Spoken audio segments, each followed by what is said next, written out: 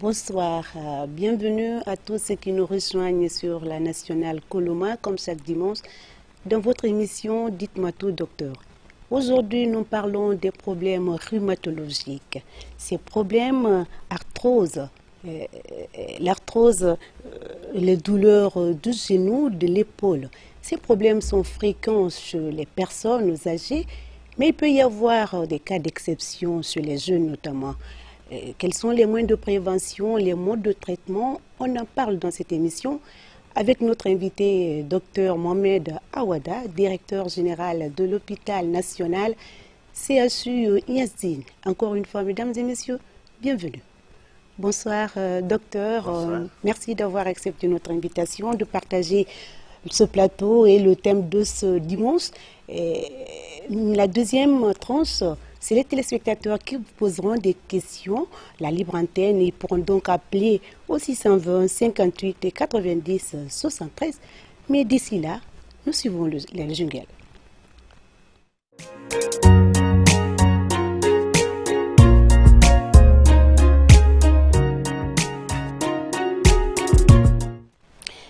Bienvenue sur le plateau de Dites-moi tout, docteur Awada. Vous êtes directeur général de l'hôpital national CHU Yazdi, en même temps rhumatologue, une discipline méconnue de nombreux patients. Qu'est-ce que c'est que la rhumatologie? Merci de m'avoir invité à Coloma National. Tout le plaisir pour moi. En matière de rhumatologie, il y a beaucoup de problèmes dans l'esprit du commun des mortels. La rhumatologie, pour certains, c'est les pathologies articulaires. En réalité, dans le contexte français et anglo-saxon, la rhumatologie s'occupe des maladies des os et des articulations, c'est-à-dire les maladies ostéo-articulaires. Et je crois que ces maladies sont assez fréquentes sous les tropiques, pour beaucoup de raisons. Nous allons le voir tout à l'heure lorsque nous allons tirer le fil d'Ariane. Et je suis à votre disposition pour toutes les questions qui peuvent Merci, venir. docteur. Mais la rhumatologie, on a tendance, nous, qui ne sommes pas du secteur, à confondre l'arthrose et le trauma des os. Alors, est-ce qu'on peut avoir une idée sur l'arthrose? Bon, avant d'en venir à l'arthrose, il faut essayer d'expliquer un peu le contexte de la rhumatologie. La rhumatologie est une science médicale qui s'occupe des pathologies des os et des articulations. Dans la pathologie des os, il y a beaucoup de pathologies. Il y a les ostéoporoses, il y a les ostéomalacies, il y a le rachitisme sur l'enfant, il y a les cancers primitifs, les cancers secondaires, il y a les problèmes métaboliques au niveau des os. Toutes ces pathologies font partie de la grande famille de la rhumatologie. Il y a les affections articulaires. Et parmi les affections articulaires, les deux grands groupes sont les arthrites et les arthroses. Vous me parlez de l'arthrose. L'arthrose, c'est un processus dégénératif au niveau des articulations et qui arrive le plus souvent chez des personnes d'un certain âge. Mais cela ne veut pas dire que les jeunes ne peuvent pas souffrir de ces pathologies. On va le voir tout à l'heure, les personnes prédisposées. Alors, vous, téléspectateurs, vous qui nous suivez dans cette émission, vous souffrez donc depuis plusieurs jours d'une de vos articulations. Il est temps de consulter. Docteur, qui on doit consulter? Vous savez, dans l'esprit de beaucoup de personnes, les douleurs articulaires ont une certaine liaison avec la neurologie. Non.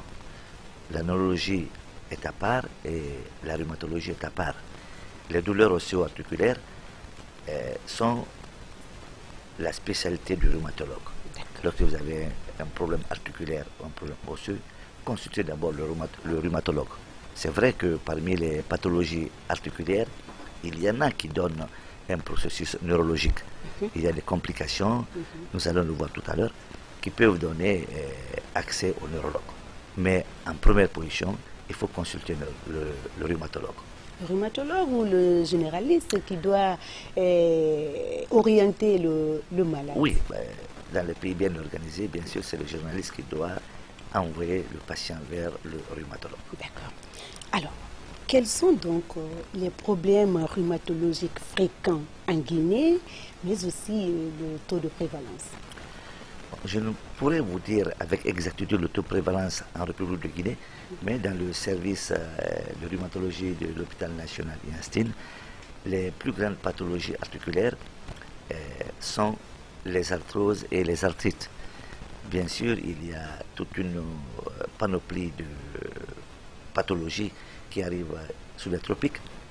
Parmi ces pathologies, nous avons en première position, on va parler des os, c'est les ostéoporoses. Les ostéoporoses arrivent chez les personnes d'un certain âge, mais ils sont infiniment moins fréquents sous les tropiques qu'en milieu tempéré, par exemple, où l'ensoleillement ne permet pas la transformation de la provitamine D en vitamine D, qui sont un facteur de renforcement de la trame protéique de l'os, parce que le pool phosphore et calcium sont au niveau des os un facteur qui garantit la dureté de l'os.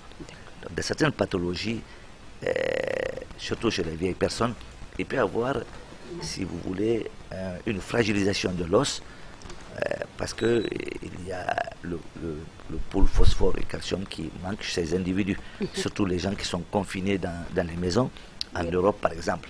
Mais ici, le problème ne se pose pas. Il peut arriver que les gens fassent une ostéoporose, par exemple, lorsqu'ils sont confinés à la maison, mais ici, avec l'ensoleillement, le problème ne se pose pas. Il y a le problème du rachitisme, par exemple. Le rachitisme qui est chez l'adulte l'ostéomalacie. Ici, il y a une fragilisation de l'os parce qu'il y a un manque de vitamine, d'apport de vitamine D. Mais tout cela, c'est des trucs qui sont peu fréquents sous les tropiques. Il y a aussi les cancers des os, les cancers primitifs, les cancers secondaires, qui sont l'apanage du rhumatologue. Mais toutes ces pathologies ne sont pas très fréquentes sous les tropiques. Parmi les pathologies articulaires que gère le rhumatologue, il y a les arthrites et les arthroses. Vous avez parlé tantôt des arthroses. Je vais vous faire une petite définition des arthrites et des arthroses. Les arthrites, c'est un processus inflammatoire, tandis que les arthroses, c'est un processus dégénératif. Il y a dans la pathologie ostéo-articulaire, c'est deux grandes catégories, les arthrites et les arthroses. Les arthrites arrivent après un processus soit immunologique, soit infectieux. Et le processus arthrosique arrive sur un processus dégénératif. Lorsque vous avez des personnes qui ont fait toute leur vie du sport, qui ont fait les ouvriers qui utilisent des marteaux piqueurs et tout, toutes ces trépidations, toutes ces contraintes subies par les articulations peuvent fissurer le cartilage, le déboîter de la masse osseuse, et finalement l'os est en contact l'un de l'autre, ce qui va créer beaucoup de problèmes. Lorsque vous prenez l'arthrite, il y a une douleur, comme dans l'arthrose, mais la douleur de l'arthritique est une douleur qui est permanente. C'est-à-dire, lorsque vous avez la douleur arthritique, vous avez la douleur toute la journée. Tandis que dans l'arthrose, vous avez la douleur. Lorsque vous vous réveillez, les premiers mouvements de l'articulation, qu'on appelle le déroulage de l'articulation, peuvent permettre à la douleur, n'est-ce pas, de s'estomper au fur et à mesure. Et ça, c'est un processus rhumatologique arthritique. Arthritique. Lorsque vous utilisez l'articulation sur les arthritiques, n'est-ce pas, au fur et à mesure que vous réchauffez l'articulation, il y a les douleurs qui passent. Dans l'arthrose, lorsque vous utilisez l'articulation, vous avez des douleurs. Mais lorsque vous vous reposez, la nuit, il n'y a pas de douleur. C'est un pro. Donc l'autre est une douleur mécanique. Dans l'arthrose, lorsque vous utilisez l'articulation, lorsque vous marchez, vous avez mal. Dans l'arthrite, lorsque vous avez une douleur, au fur et à mesure que vous réchauffez l'articulation, la douleur peut passer. Mais il y a beaucoup d'autres facteurs qui peuvent faire la différenciation entre l'arthrose et l'arthrite. Lorsque vous prenez, par exemple, la radio. Dans la radio, pour les médecins qui le savent, il y a un pincement de l'intérieur articulaire, il y a la formation des osteophytes, il y a les microgiodes et les giodes. Ça, c'est pour les médecins. Et dans l'arthrite, il y a peu, en réalité, de signes. Mais il peut y avoir des destructions osseuses à cause du processus soit immunologique, soit pathologique. D'accord. Docteur, quelles sont les personnes prédisposées à contracter cette maladie à bas âge? Vous savez, lorsque vous prenez l'arthrite, par exemple, l'angine simple, l'angine à streptocoque bêta-hémolytique peut donner un rhumatisme qu'on appelle le rhumatisme articulaire aigu ou la maladie du bouillot. Et cette maladie, les médecins le qualifient comme quoi? c'est une maladie qui lèche les articulations pour mordre l'endocarde valvulaire. Tout simplement, c'est pour vous dire que ce rhumatisme articulaire aigu peut entraîner des ravages au niveau du cœur s'il n'est pas pris à temps. Cette douleur rhumatologique, douleur articulaire par exemple, n'est rien par rapport aux dommages que peut causer sur le cœur. C'est pourquoi il faut prendre l'enfant très tôt à temps. Et dans ces pathologies, le plus souvent, vous suivez l'enfant jusqu'à 5 ans de suivi de la maladie, par exemple. Chez les adultes, il peut avoir cette forme de rhumatisme articulaire qu'on appelle la maladie de Bouillon-Moi, qu'on appelle le rhumatisme streptococcique de l'adulte. Toutes ces prises en charge doivent être suivies méticuleusement pour ne pas qu'il y ait de complications, surtout au niveau du cœur. Lorsque vous prenez les arthroses, il y a beaucoup de facteurs qui peuvent donner l'arthrose. Le plus souvent, c'est le vieillissement de l'articulation. Mais ce vieillissement, n'est-ce pas, le corollaire de ça, c'est quoi? C'est que ces articulations ont le plus souvent eu beaucoup de contraintes. Lorsque vous prenez les gens qui utilisent les marteaux-piqûres, par exemple, les ouvriers qui utilisent beaucoup l'articulation, les articulations du coude, par exemple, etc., etc. Lorsque vous prenez les sportifs qui utilisent plusieurs fois ces articulations, parce que ces micro-traumatismes répétés-là peuvent engendrer le processus arthrosique. Et ce processus arthrosique-là, les médecins le savent, c'est une atteinte au niveau du cartilage articulaire. Au fur et à mesure que ces trépidations, ces contraintes-là viennent, ils peuvent avoir des effets néfastes sur le cartilage. Et ce cartilage va s'éroder, il va se fissurer, il va se détacher des os. Et vous savez que le cartilage joue le rôle d'amortisseur au niveau des articulations. Lorsque cet os est dénudé de ce cartilage, vivement des problèmes arthrosiques. Et ces problèmes arthrosiques-là, c'est des problèmes dégénératifs. Et ça, le vieillissement peut faire partie des facteurs favorisant l'obésité. L'obésité, lorsque vous êtes obèse, les contraintes augmentent au niveau des articulations du genou, par exemple, ou au niveau de la colonne vertébrale, ce qui peut créer, si vous voulez, ces processus arthrosiques. Et l'idéal, dans ces cas-là, c'est de régénérer ce cartilage. Mais ça, c'est le génie génétique et c'est pas demain la veille. Comment régénérer ce cartilage? Ce que je dis, c'est pas demain la veille pour régénérer, mais avec le génie génétique, avec les progrès de la science, certainement, demain, on pourra essayer d'arranger ces problèmes. Mais au jour d'aujourd'hui, qu'est-ce que le rhumatologue peut faire? Qu'est-ce que le médecin généraliste peut faire? C'est de calmer la douleur. Mais nous allons le voir un peu plus. Voilà. Tout à l'heure. Alors, arthrose, la polyarthrite, la tendinite, la goutte sont entre autres les maladies des os, des articulations. Quels sont les facteurs de risque de ces maladies?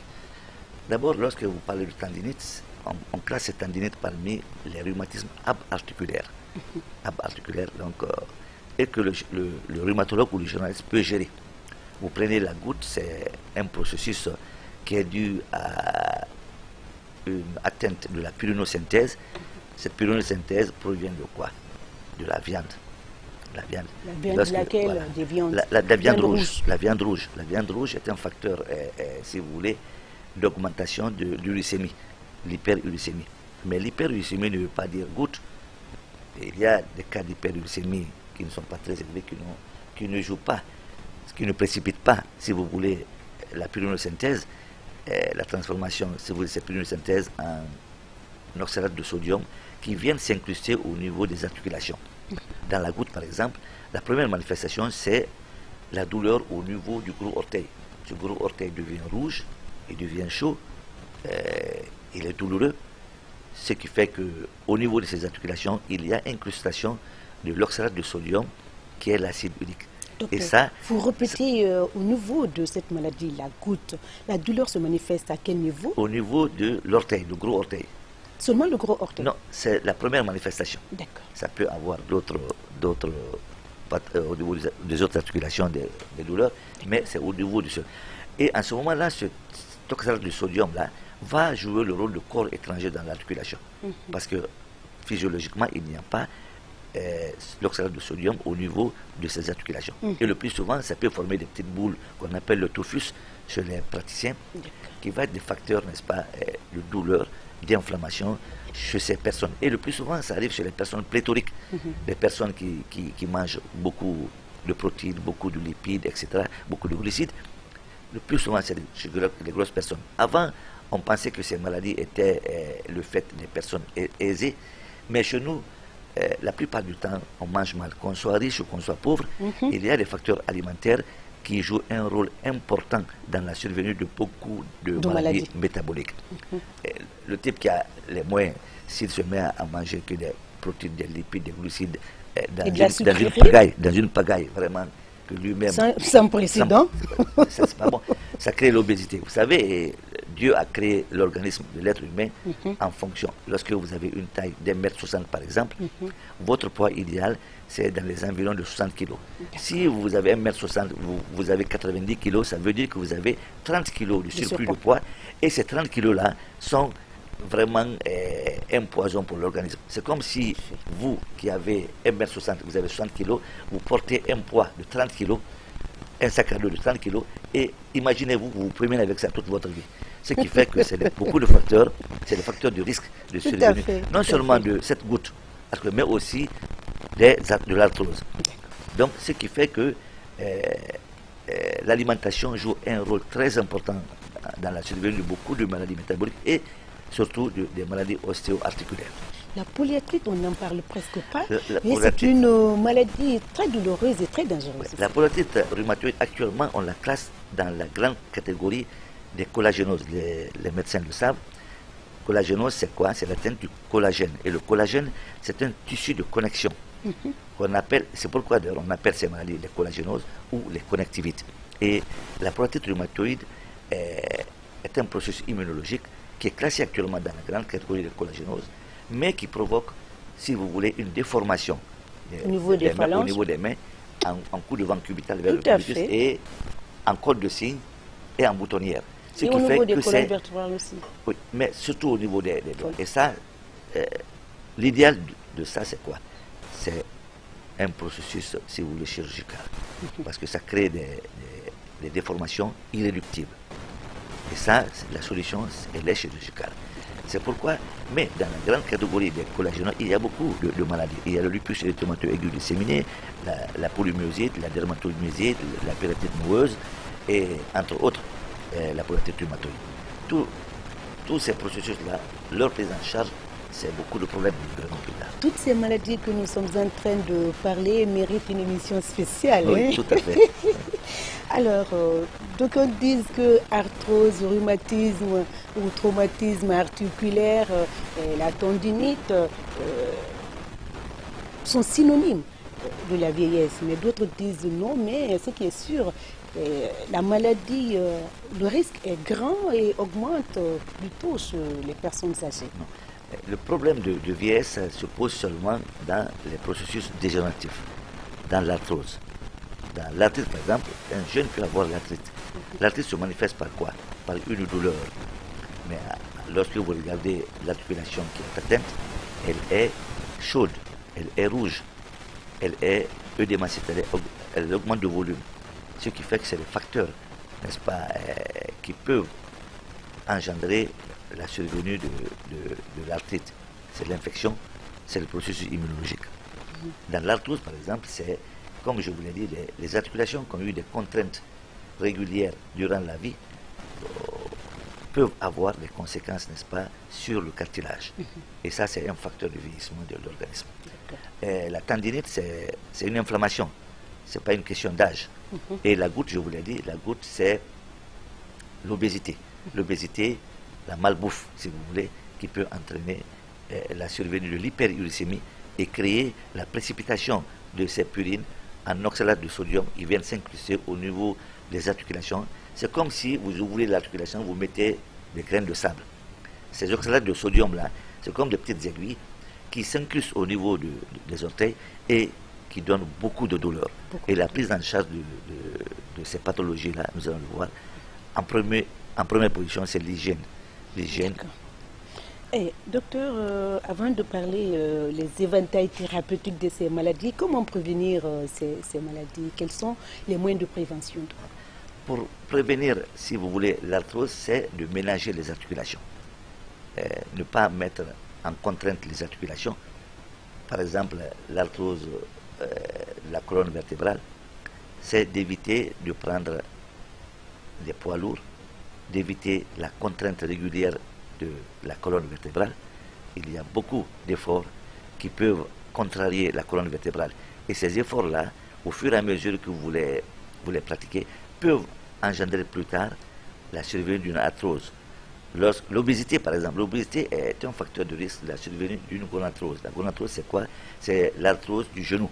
Et chez les grosses personnes, la plupart du temps, chez les femmes qui sont pléthoriques, quand je parle pléthorique, je parle de l'obésité, lorsque il y a la masse du poids qui dépasse le poids idéal, ça c'est un facteur de risque, ce qui fait que au niveau des articulations du genou, par exemple, le cartilage est contrarié. Et au fur et à mesure qu'il y a une pression, il y a une contrainte, il y a des micro-traumatismes répétés, ce cartilage-là qui joue le rôle d'amortisseur peut se déchirer, il peut s'éroder, il peut se fracturer si vous voulez, il peut se détacher de l'os. Vous l'avez dit tout à l'heure. Et là, tout à fait. Docteur Awade, qu'est-ce que vous conseillez donc à ces sportifs qui utilisent les poids lourds pour avoir des muscles? Oui, tout ça c'est des facteurs de contrainte. Plus tard, à l'âge avancé, il y aura des conséquences. C'est comme chez les ouvriers. Vous voyez les gens qui utilisent des marteaux-piqueurs pour creuser. C'est des appareils qui donnent des trépidations. Et ces trépidations jouent sur les articulations. C'est des microtraumatismes répétés qui, plus tard, vont créer des problèmes à ces individus à un certain âge. Prévention, on va parler tout à l'heure des éventails thérapeutiques de ces maladies, les modes de traitement. Oui, vous savez, quand on parle de prévention, lorsque vous voyez chez l'enfant le rhumatisme articulaire aigu, c'est parce que chez ces enfants, une angine a été mal soignée. Une angine, surtout en milieu tropical, où il y a le streptocoque bêta-hémolytique qui peut engendrer la survenue d'un rhumatisme articulaire aigu, qu'on appelle la maladie de Bouillot. La goutte, par exemple, c'est d'éviter l'obésité, éviter la survenue d'une hyperuricémie qui peut détériorer le métabolisme des purines et entraîner la précipitation au niveau des articulations de l'oxalate de sodium qui peut jouer un rôle de corps étranger. Et ces infections-là bien soignées peuvent éviter le rhumatisme articulaire aigu chez l'enfant, le rhumatisme streptococcique de l'adulte chez la personne âgée. Mais aussi, lorsque vous prenez la goutte, c'est la malbouffe. Lorsque vous soignez bien votre façon de manger et tout, votre uricémie ne va pas s'élever. Donc il n'y a pas de problème. Mais lorsque vous prenez par exemple l'ostéoporose qui fait partie des maladies osseuses par exemple, ça peut être engendré par même les pratiques thérapeutiques. Lorsque vous prenez un individu qui vient avec un problème osseo-articulaire, si vous vous donnez des anti-inflammatoires stéroïdiens itérativement, ça peut créer des problèmes au niveau de l'os, fragiliser la trame protéique de l'os et entraîner, si vous voulez, l'ostéoporose en milieu tropical. Parce qu'en milieu tempéré, c'est vrai que l'ensoleillement n'existe pas comme chez nous. La transformation de la vitamine D en la vitamine D, la provitamine D en vitamine D pour essayer de protéger l'os n'existe pas. Et les confinements dans les maisons, parce que le plus souvent dans ces pays tempérés, les personnes âgées sont confinées. Ne bougent pas. Ils sont toujours soit à la maison, soit dans les hospices. Et ce qui fait que c'est des facteurs de risque de survenue. Dans la ménopause aussi, chez la femme, il peut y avoir la survenue de l'ostéoporose. Les arthroses, la prévention, c'est quoi? C'est d'éviter ces microtraumatismes répétés. Et ces arthroses peuvent arriver chez les sportifs, chez les danseurs de ballet, etc. etc. Tout ça, c'est les contraintes qui peuvent amener. Et éviter l'infection. L'infection pour la survenue d'un rhumatisme articulaire aigu. Ensuite, il y a les cancers des os, que ce soit les cancers primitifs ou les cancers secondaires. Mais les cancers primitifs, il y a l'alimentation qui joue un rôle néfaste. Lorsque vous prenez même les brochettes, lorsque vous mettez les brochettes sur un charbon qui fume, cette fumée-là, par exemple, c'est l'oxyde de carbone qui peut être cancérigène. Lorsque vous prenez les gens qui fument, il y a dans la fumée les particules liquides, les particules gazeuses. Les particules gazeuses, c'est le goudron, c'est les esters polycycliques, etc., l'oxyde de carbone, qui sont cancérigènes. Donc c'est pour vous dire, et même, regardez même le beurre que nous mangeons, le jaune qu'il y a, le colorant jaune qu'il y a, peut être cancérigène. Et dans la plupart des cas, des aliments, regardez l'huile de palme on met le Soudan 4. Ok. Tout ça, c'est des facteurs de risque. Alors, survenue docteur, cancer. on va anticiper parce que bientôt la deuxième tranche de l'émission, les téléspectateurs vont commencer à vous appeler. On a quelques questions on n'a toujours pas posées. Alors, chez nous, quand on souffre de ces maladies, par exemple, nos coutumes, hein, les gens vous conseillent de vous laver avec de l'eau chaude. Spécialiste que vous êtes, qu'est-ce que vous en dites? Non, l'eau chaude peut-être a une action physiothérapique, certainement sur ces patients. Mais en milieu tropical, par exemple chez nous, l'humidité joue un rôle néfaste pour ces douleurs. C'est vrai que les gens utilisent l'eau chaude certainement pour soulager la douleur, mais ça a une action physiothérapique. En physiothérapie, on utilise la chaleur pour essayer. C'est pourquoi dans certains pays, il y a les eaux thermales. Les eaux thermales. Et certainement chez nous, certainement vers Dalaba, et on a parlé des eaux thermales, mais moi-même particulièrement, je n'ai pas visité ces coins. Pour dire qu'il y a des eau thermales qui peuvent jouer un rôle de soulagement. Alors, avant, voilà, on a déjà un appel. Bon, on continue, docteur. Alors, allô? Oui, bonsoir, monsieur. Et comment vous appelez et d'où vous appelez? Je m'appelle Loisossin. Hein? Je m'appelle Loisossin. Oui, allez-y. Nous vous écoutons. J'ai une question, monsieur le docteur. D'accord, allez-y. Je lui dis vraiment bonsoir. Oui. Bonsoir. Oui, j'appelle comme ça l'administration, la commune de Maputo. Oui. Éloignez-vous un peu de votre poste. On ne vous entend pas très bien. La sclérose a un impact sur la reproduction. Et quels sont les traitements possibles par rapport à cette maladie? Est-ce que vous avez bien compris? Éloignez-vous un peu de votre poste. On ne vous entend pas très bien, monsieur. Bon, je vais diminuer. Oui, allez-y. Et éloignez-vous un peu. Ah, d'accord, je suis déjà éloigné. Je ne sais pas si vous me recevez très bien. Allez-y. Bon, je disais que je veux que le docteur me parle de la sclérose et que la sclérose a un impact sur la reproduction. Et quels sont les traitements possibles face à cette maladie? Vous avez compris? Oui. Bon, en réalité... Allez-y, allez-y, oui. Restez en ligne. En réalité, les pathologies osseo-articulaires ne jouent pas un rôle néfaste sur la reproduction, à moins que dans certaines pathologies cancéreuses, par exemple, il y ait des métastases au niveau des organes reproducteurs.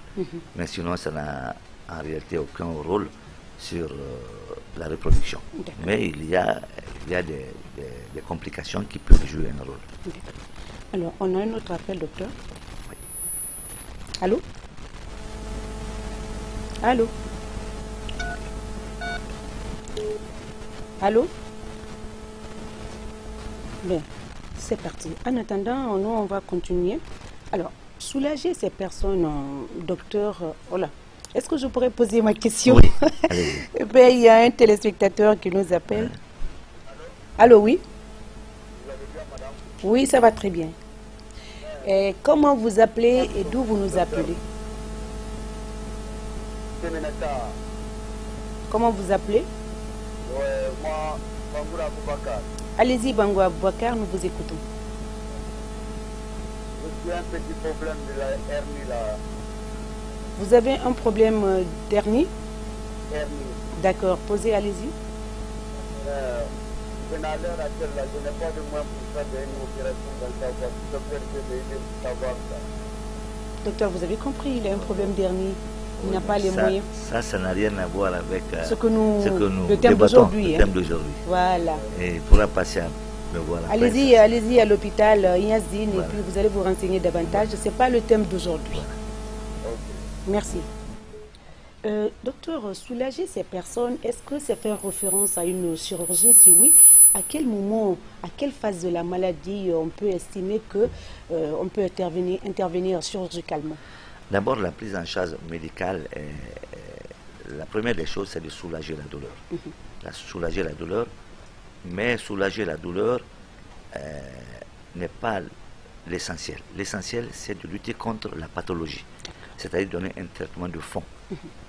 Lutter contre une douleur chez un goutteux, par exemple, chez quelqu'un qui souffre de gouttes, ne va pas régler son problème. D'abord, vous le mettez sur le régime hygiéno-diététique, vous le faites manger moins de purine, et s'il est obèse, par exemple, vous faites le régime, etc. Si c'est un rhumatisme articulaire aigu, par exemple, vous donnez des molécules, vous prévenez la survenue des infections et vous traitez la douleur. Mais dans le traitement de la douleur, on utilise des substances qu'on appelle les anti-inflammatoires. Il y a deux grands groupes, les anti-inflammatoires non stéroïdiens et les anti-inflammatoires stéroïdiens. C'est des armes à double tranchant. Lorsque vous utilisez les anti-inflammatoires non stéroïdiens, par exemple, il y a beaucoup de problèmes. Quand le type prend, par exemple, une molécule comme le diclofénac, il y a des problèmes au niveau de l'estomac. Ça peut fragiliser l'estomac. En faisant quoi? En jouant, excusez-moi, parce que je vais parler des termes techniques, sur les prostaglandines. Et ces prostaglandines sont des éléments qui protègent les cellules au niveau de l'estomac. C'est pourquoi une douleur articulaire ne veut pas dire anti-inflammatoire. Ou une douleur articulaire ne veut pas dire antalgique. Il faut essayer de cerner d'abord le problème, quel est le diagnostic, quelle est la cause, et vous allez d'abord, premièrement, aider à ce que cette pathologie soit enrayée chez l'individu. Mais cela ne veut pas dire, ce n'est pas une équation douleur articulaire égale anti-inflammatoire, parce que ces anti-inflammatoires, n'est-ce pas, peuvent engendrer d'autres problèmes. Complications ou... Tout à fait. Ces anti-inflammatoires en général sont néfastes. Sont néfastes. On a vu des gens qui sont morts après avoir pris le diclofénac, par exemple. Ceux qui ont des problèmes au niveau de l'estomac, ça peut provoquer une perforation de l'estomac, provoquer une hémorragie, une hématémèse. Malheureusement, j'ai un ami qui est décédé sur son volant après avoir pris un anti-inflammatoire, et on l'avait interdit de prendre les anti-inflammatoires. Mais comme il avait mal, il a pris pour se soulager. Il a pris seulement du diclofénac, qui est un anti-inflammatoire, et ce diclofénac a provoqué au niveau de l'estomac. Même la simple aspirine, acétylsalicylique, peut provoquer, si vous voulez, une perforation lorsque l'estomac est fragilisé. Et c'est pourquoi il ne faut pas utiliser ces médicaments soi-même. Lorsque le médecin prescrit un anti-inflammatoire, il sait pourquoi il prescrit, et pour une date bien déterminée. Si vous, après, vous allez à la pharmacie, vous prenez ces anti-inflammatoires, si vous arrive quelque chose, c'est vous qui êtes le principal responsable. Et lorsque vous prenez des anti-inflammatoires stéroïdiens, les corticoïdes, ça peut avoir des conséquences sur l'immunité. Ça peut diminuer l'immunité, ça peut jouer sur les os, ça peut créer d'autres problèmes. Et ces problèmes-là, le plus souvent, si le médecin ne fait pas attention, c'est lui-même qui va créer ces problèmes. Lorsque vous faites des infiltrations avec les corticoïdes et des infiltrations itératives, vous allez créer chez ce patient-là non seulement la survenue de l'ostéoporose, mais la survenue d'un diabète. Et lorsque vous voyez chez certaines femmes qui utilisent les corticoïdes, à un moment donné, on utilisait le médicament que les femmes appellent guéguédou, c'est la dexaméthasone, qui va créer des problèmes, un syndrome de Cushing, une hypertension artérielle, un faciès lunaire, une insuffisance rénale. Quand la femme prend ça, elle a le visage lunaire, après on dit, ah mais dis donc, tu as un embonpoint, mais non, c'est un embonpoint nocif pour l'organisme. Et ça, c'est pourquoi... Voilà. Guéguédou, les femmes qui prennent guéguédou. Allô? Allô? Allô? Bonsoir, monsieur. J'ai une question à poser à Dr Lamada, s'il vous plaît. Comment vous appelez? D'où vous nous appelez? Bon, c'est M. Ijani Saïd. D'accord. Le chef de quartier de Cité de Verre. D'accord, nous vous écoutons, monsieur. Bon, le docteur a parlé des problèmes d'acide urique. Acide urique, oui. Donc, je voudrais savoir exactement, est-ce que l'acide urique c'est pas... Donc, je voudrais parler de l'acide urique. Alors, les effets de cet acide. Savoir si l'acide urique est traité par l'alimentation, ou bien il y a des produits qui traitent les médicaments qui peuvent traiter l'acide urique. D'accord. Ça, c'est la première question. Oui, allez-y. La deuxième question, c'est de savoir si l'acide urique joue sur les fonctions rénales. D'accord. Allez, merci. Oui, l'acide urique, on peut diminuer l'acide urique par le régime Le régime, je l'ai dit tantôt, c'est de diminuer les aliments qui peuvent jouer sur la transformation de ces produits, n'est-ce pas, en oxalate de sodium. Oxalate de sodium, ça peut être une précipitation, si vous voulez, de ces substances-là au niveau des articulations. Le régime, c'est le régime sans viande rouge, la viande rouge. Et éviter chez les obèses l'utilisation de beaucoup de protéines, beaucoup de lipides, beaucoup de glucides. L'obésité, n'est-ce pas, est un facteur de risque de la survenue de l'hyperuricémie. Donc, tout ça là, c'est des facteurs. Mais il y a des médicaments qui peuvent diminuer le taux d'acide urique dans l'organisme. Et ces médicaments existent bien chez nous. Et il y a des médicaments comme la colchicine, par exemple, qui peut jouer un rôle non seulement pour diminuer le taux d'acide urique, mais contre la douleur aussi. D'accord. On a un autre appel, docteur. Allô? Allô? Oui, bonsoir, monsieur. Vous allez bien? Oui. Comment vous appelez et d'où vous nous appelez? C'est Patrick Kenwadaouda qui habite à Amdallah. D'accord, nous vous écoutons, monsieur. Ok. Quelle est la prise en charge de la maladie du bouillot? La maladie du Bouillot. D'accord. Ça, c'est ma première question. Ma deuxième question est, je veux savoir si le rhumatisme articulaire est dû et irritable, si on peut traiter le rhumatisme articulaire aigu. La maladie de Bouillot, c'est le rhumatisme articulaire aigu. C'est le rhumatisme qui arrive chez l'enfant. Chez l'adulte, on l'appelle le rhumatisme streptococcus de l'adulte. Ce rhumatisme est bien traitable. Je vous ai dit que le rhumatisme articulaire aigu lèche les articulations pour mordre l'endocarde valvulaire. La principale complication de ces médicaments, c'est le non-suivi. Le plus souvent, je vous dis, on donne des antibiotiques pendant 5 ans. On donne des antibiotiques pour éviter la survenue d'autres infections. Pour ne pas que ce processus-là atteigne les cordages du cœur. Mais la maladie de Bouillot est bien guérissable. Mais ce n'est pas en 2 mois ou 3 mois qu'on peut guérir. Il faut faire un suivi. Un suivi. Je vous ai dit, sur l'enfant, il faut suivre pendant 5 ans au moins. Et c'est des maladies qui sont très invalidantes, surtout pour le cœur. Et ça donne le rhumatisme cardiaque. Le rhumatisme cardiaque parce que ce streptocoque bêta-hémolytique qui survient chez l'enfant, c'est l'angine. Donc le plus souvent, il faut bien traiter l'angine et essayer de prévenir la surinfection. On a une autre appel. Allô? Allô? Allô, oui? Bonsoir. Oui, bonsoir, monsieur. Vous allez bien? Oui, comment vous appelez? D'où vous nous appelez? D'accord, nous vous écoutons, monsieur Camara.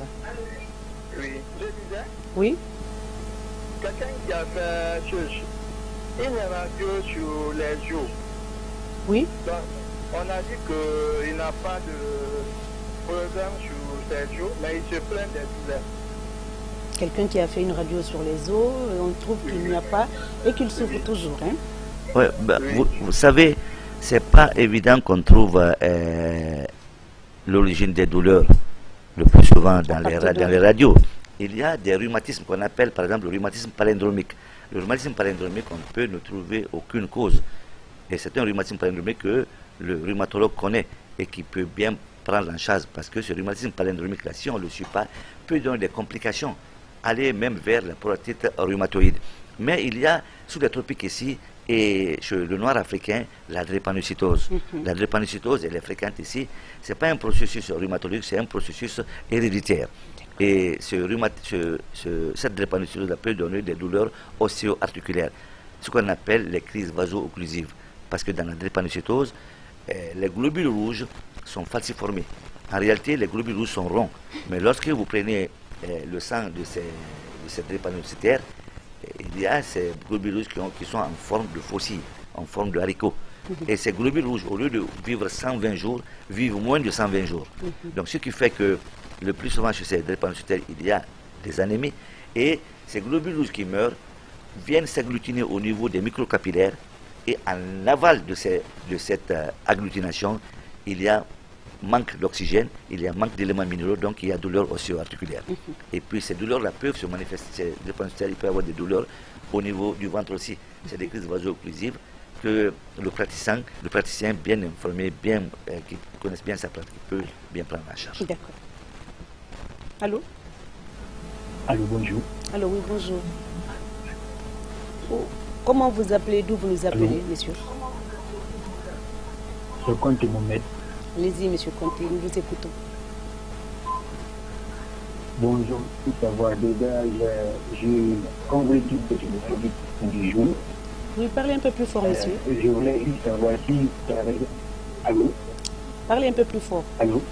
Allez-y, nous vous écoutons. Je disais, si peut-être la rhumatologie dans ma question les remèdes pour que en plus la personne puisse établir que Ben, reprenez s'il vous plaît, on n'a rien compris là. je disais, Mhm. si par exemple la personne tombe malade par cette maladie, la rhumatologie, est-ce qu'il y a des remèdes? Bon, d'accord, on a compris. Oui, bon, vous savez, ça dépend de la pathologie. Si c'est un processus osseux ou si c'est un processus articulaire, il y a bien des remèdes. Lorsque c'est une arthrite, par exemple, on connaît la cause. Si c'est immunologique, si c'est dû à une infection, on peut bien traiter. Lorsque c'est l'arthrose, par exemple, on peut traiter. Mais l'arthrose, par exemple, ne guérit pas. On prend le malade, on essaie de gérer la douleur, et au fur et à mesure que les douleurs reprennent, on le gère. Mais ce n'est pas l'automédication qui va être le remède pour ce patient. Le patient doit aller continuellement chez le médecin.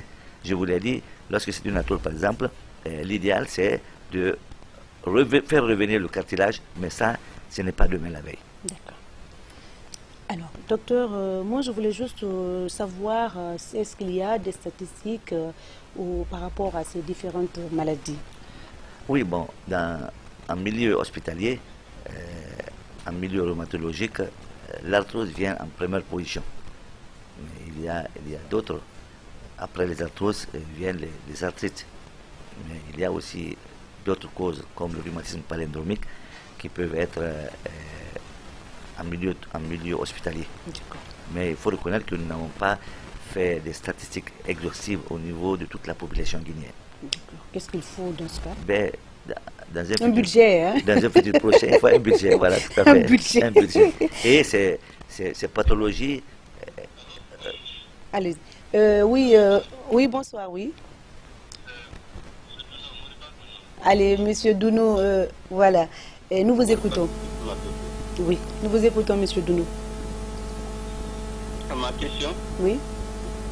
Ma question est que pourquoi le taux d'arthrose est plus élevé chez les femmes que les hommes? D'accord. Alors, chez les femmes, vous savez, la plupart des femmes elles sont obèses, sont grosses. Elles se laissent mais faire, non oui. seulement elles se laissent faire, mais aussi, il faut reconnaître que le taux de ménagères est très élevé parmi les femmes. Donc, elles font vraiment du boulot. Et le plus souvent, les articulations sont en contrainte. Lorsque vous prenez ces femmes, la plupart du temps, c'est des arthroses du genou et l'arthrose de la colonne vertébrale. La colonne vertébrale, lombarthrose, une lombarthrose, parce que le plus souvent, elles prennent des poids lourds et elles travaillent beaucoup. Et au niveau des articulations du genou, il y a beaucoup de contraintes. Un dernier appel avant de clôturer cette émission. Allô? Allô? Ben, la personne est partie. Docteur, bon, on va toujours prendre le dernier appel.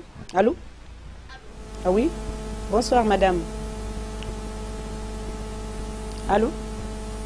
Allô? Oui, bonsoir, madame. Non, je viens Garçon. Alors, oui, nous vous écoutons, monsieur. Oui, je voudrais vous demander, je voudrais vous poser une question. Allez-y, nous vous écoutons. Non, je voudrais vous demander quelles sont les causes et symptômes de la rhumatologie. Les symptômes de la rhumatologie, je crois que c'est la dernière question. Bon. Oui. Oui. On a parlé de ça tout le long de l'émission. Oui. Il y a beaucoup de causes. Peut-être que c'est quelqu'un qui nous a pris en Voilà, marche. c'est ça, voilà. Lorsque vous prenez les arthroses, par exemple, c'est les contraintes au niveau des articulations, c'est les microtraumatismes répétés, c'est certains métiers ouvriers, par exemple, les sportifs, les danseurs de ballet qui peuvent entraîner, si vous voulez, la survenue des arthroses chez ces individus. Et lorsque vous prenez les arthrites, c'est un processus immunologique, c'est un processus infectieux qui peut être la cause. Et lorsque vous voyez au niveau des os, par exemple, il peut y avoir une destruction de l'os. Dans la drépanocytose, par exemple, il peut y avoir une destruction de l'os parce que l'os n'est pas bien irrigué. Et dans certaines maladies comme le cancer, par exemple, la destruction de l'os, n'est-ce pas, peut être parce que le processus néoplasique est là. Mais tout ça, je vous ai dit, par exemple, pour la survenue des cancers, vous avez même les aliments. On a parlé des aliments, les colorants, etc., qui sont des facteurs de risque. Le tabac, l'alcool, etc., qui sont des facteurs de risque de la survenue de beaucoup de pathologies. Docteur, on va clôturer cette émission. On a beaucoup d'appels, mais malheureusement, on ne peut pas prendre tout le monde. Un petit conseil d'hygiène par rapport à ces gens qui souffrent de ces maux. Ouais. C'est d'abord le régime hygiéno-diététique. Éviter de grossir parce que l'obésité est un facteur de risque de la survenue, si vous voulez, de ces arthroses, de la survenue de la goutte, par exemple. Et essayer de se ménager parce que les efforts physiques intenses, le port, les charges lourdes, etc., peuvent entraîner la survenue des arthroses. Les contraintes subies, les microtraumatismes répétés peuvent entraîner la survenue des arthroses. Pour la goutte, par exemple, éviter d'être très obèse, éviter la viande rouge. La viande rouge, n'est-ce pas, peut jouer sur la purinosynthèse. Je parlais des purines tout à l'heure lorsque le chef de quartier me posait la question. Et ces purines-là peuvent être nocifs. Leur métabolisme peut entraîner la dégradation de ces purines et qui va déposer ces microcristaux d'oxyde de sodium au niveau des articulations et ça va jouer le corps étranger. Donc ça va jouer le rôle dans la douleur. Aussi, dans la douleur, voilà, et de une alimentation saine. Alimentation saine. Et c'est pourquoi je dirais tout simplement que j'aime toujours donner le conseil de la formule 0,5-30. 0 sans alcool, sans tabac, sans drogue. 5, manger beaucoup de légumes, beaucoup de fruits, parce que ça vous donne des antioxydants. Ces antioxydants, n'est-ce pas, jouent un grand rôle pour le rajeunissement de l'organisme, parce que ça joue sur les radicaux libres. Et les radicaux libres sont les facteurs du vieillissement de l'organisme. Et 30 minutes de sport. D'accord, 30 minutes de sport. Je vous convie à faire le sport le soir avant de prendre votre douche. Prenez le temps de faire 30 minutes, même si ce n'est pas de course, mais au moins d'une marche un peu plus soutenue. Et je vous assure, ça va vous aider. Il y en a même qui recommandent 600 pas par jour, ça fait 1 heure de marche. Oui, la marche, elle est bien, elle est vraiment tonifiante. Hein? D'accord. Alors, vraiment, franchement, on a voulu continuer et encore parler de ces mots, parce que beaucoup de personnes en souffrent. Hein? Chers téléspectateurs, c'est la fin de cette émission. Merci à tous de l'avoir suivi. Je rappelle, pour ceux qui viennent de nous prendre, il n'est plus à présenter. Docteur Awada, directeur général de l'hôpital national CHU Yazine, qui a été notre invité de ce dimanche. On a partagé le thème rhumatologie et beaucoup en souffrent. Et prompt rétablissement à ceux qui sont dans le service rhumatologique au CHU Yazine. J'espère que vous avez été ravis et servis. Quant à moi, je vous retrouve la semaine prochaine. Merci à toute l'équipe technique. Nous nous quittons toujours sur une note de santé selon l'OMS. Les maladies articulaires polyarthrites, arthrose rhumatoïde, les troubles de la colonne vertébrale et les traumatismes graves font partie de nombreuses pathologies de l'appareil locomoteur qui touchent les milliers de personnes dans le monde. C'est sur ces notes que nous vous disons au revoir. Chers téléspectateurs, la semaine prochaine. Allez, ciao.